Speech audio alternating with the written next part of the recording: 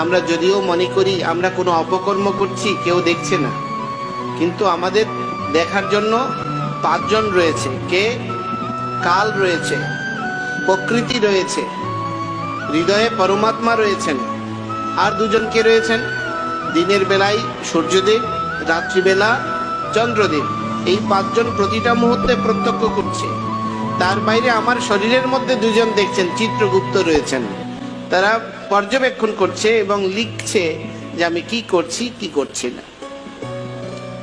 কিন্তু পরমেশ্বর ভগবানকে ইনারা কেউ দেখতে পান না। যদি ভগবানকে তারা দেখতে পেতেন তাহলে মহাদেব কেন পঞ্চমুখে ভগবানের দিব্য নামের স্ফুরণ দ্বারা আবার আত্মধ্যানস্থ হয়ে ভগবানের স্বরূপ অন্বেষণ করছেন কিনা? মহাদেব ধ্যান করেন কিনা? কার ধ্যান করেন? শ্রীহরির ধ্যান করেন। ব্রহ্মাদেব ধ্যান করেন। সেটি হচ্ছে ব্রহ্মাদেবেরও দিব্য নেত্র রয়েছে, ইন্দ্রের দিব্য নেত্র রয়েছে। এই সবার নেত্রের চেয়ে 2 জনের নেত্র খুব স্পেশাল। সবার তো দিব্য নেত্র রয়েছে, আবার দিব্য নেত্রের মধ্যে স্পেশাল দিব্য নেত্র হচ্ছে 2 জনের। কার কার?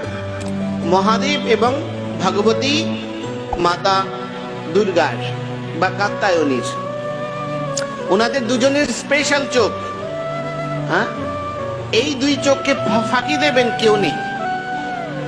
কিন্তু তারপরেও ওনারাও ভগবানকে দেখার জন্য অপেক্ষা করেন ধ্যানস্থ হয়ে। কেন?